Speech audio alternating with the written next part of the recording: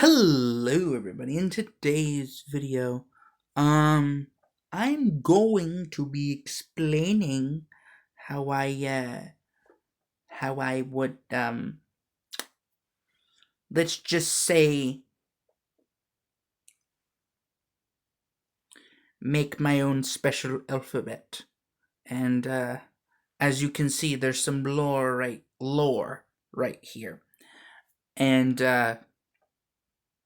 you can see all the little letters crossed out except except the T, but I kind of missed it.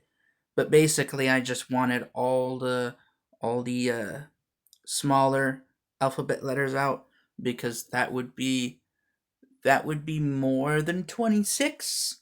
So yeah, that would be around, I want to say, around 52, you know?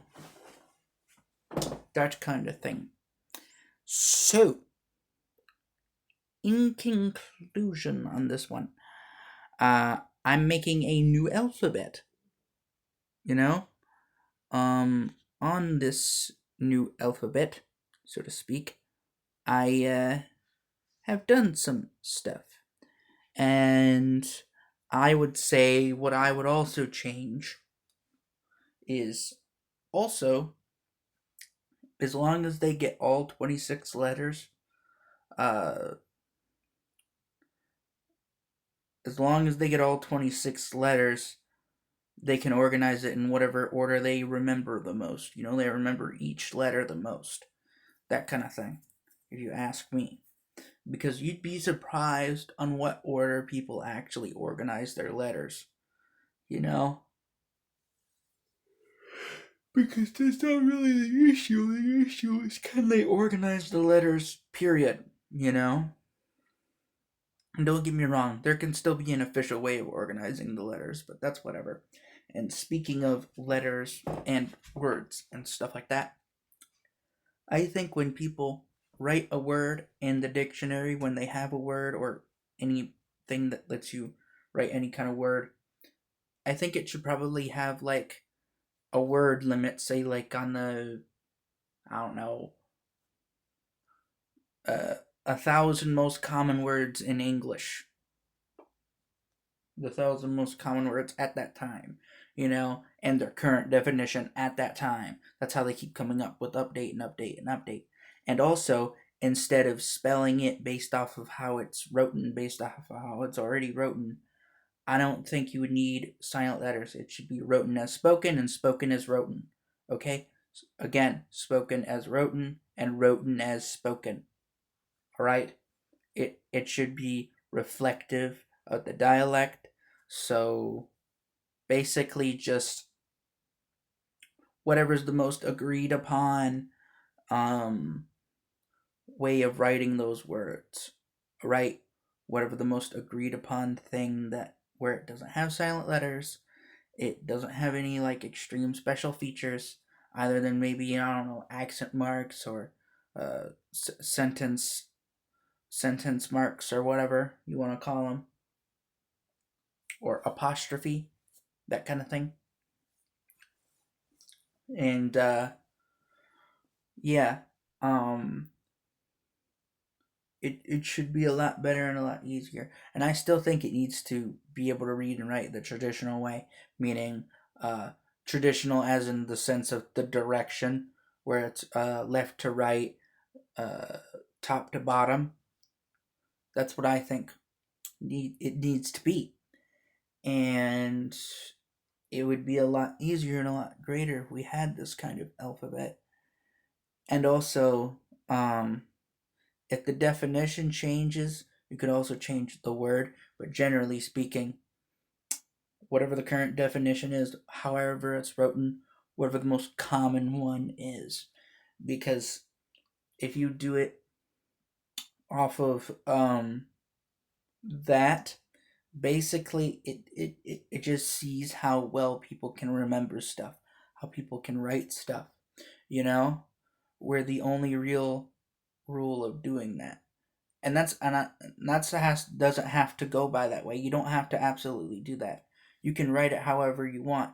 as long as it's writable and readable, whatever you have, whatever you're writing, generally speaking, as long as it's writable and readable, that's fine, you know? But if you want to, like, have your information more publicly out there, or have, like, the official way of writing stuff, or how it's supposed to be written in the sense of, like, what it is on a more strict definition, more solid definition, if you're looking for that kind of stuff, then I would suggest having a common way of writing it. I'm not saying you have to force it down the throat, and I'm not saying you have to all write like that or write those words like that. So then you might go, well, how do they do a spelling bee? Well, then they would base it off of what is the most common way, again, of writing that word, instead of, hey, this was how it was written 1,000 years ago, and we haven't changed it either than maybe a few letters because whatever, that kind of thing. And like I said, it should be more like to the person kind of thing, generally speaking, unless you're talking like in a neutral tone, like a neutral way of talking, that kind of thing. Um, then I would say, yeah, just go by those official words. Otherwise, um, yeah, you can just write it in, like, they already kind of do this, but it hasn't quite catch on. And you might go, well, what about the problem with the C and the K? Well, we can figure that out later, if that's a thing that we're going to do. But that's just what I would do if I had the ability to really change the language, per se, you know? And yeah, I would mostly just let this be, as I said many times already throughout this video, let it be dependent on the accent, the dialect, stuff like that. So that way, as they're talking or whatever, they can express what they want to express, and realize that, hey, I have an accent, or hey, I write things differently. There would be no one perfect way. It's just whatever the most current popular one is, that kind of thing. And yes, it would be hard to look more things up than whatever else because of that kind of thing. And also, I would probably change more things with, like, puns and synonyms and acronyms and um, phonemes, and a lot of other things, and apostrophe. We gotta have more symbols to express more feelings, that kind of thing, and emotions. Whatever, like with either each letter or just like parts of letters or whatever. Maybe accent marks could do it, but there's also other options within the language besides just accent marks. You know. Anyway, yeah, that's what I would want to do to the English alphabet. Um, so yeah, uh, it gets complicated, and again, there's a whole bunch of other things I would really, really like to get into if I ever get the time. Um, with the language stuff, at least if you're talking like in the form of the alphabet, and yeah, there's like so much I would want to change.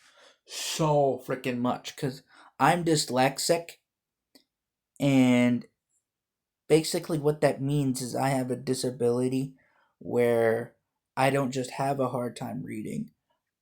I have a disability because I have a hard time reading. Like, basically, because of it, it makes it way harder than it needs to. Now, I'm on the lighter end. I'm not as extreme. It's a spectrum, kind of like autism, but for reading, for some reason, reading and writing. Um, but basically, I have to read and write twice as hard as the average person, and it's hard, because they rely on this older crappy system, and I'm somewhat used to it because that's how I read words and stuff like that. But eventually they have to figure out a way where it's like you can actually get the information a lot better, that kind of thing. But no, no, no, no, we gotta have silent letters. We gotta have these whatever the hell, you know, that kind of stuff. And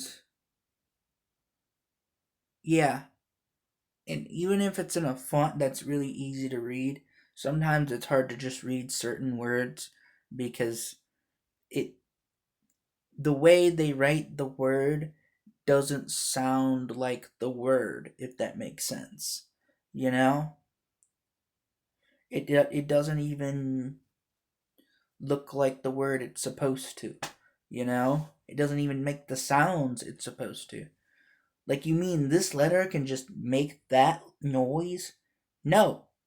If I were to make it that kind of uh, written as spoken and spoken as written system, I would make all those letters be like also sound based, meaning like each letter that's written there is written to where it makes those sounds instead of just going, oh yeah, we're gonna say these two letters or that letter in this specific situation makes that noise. No.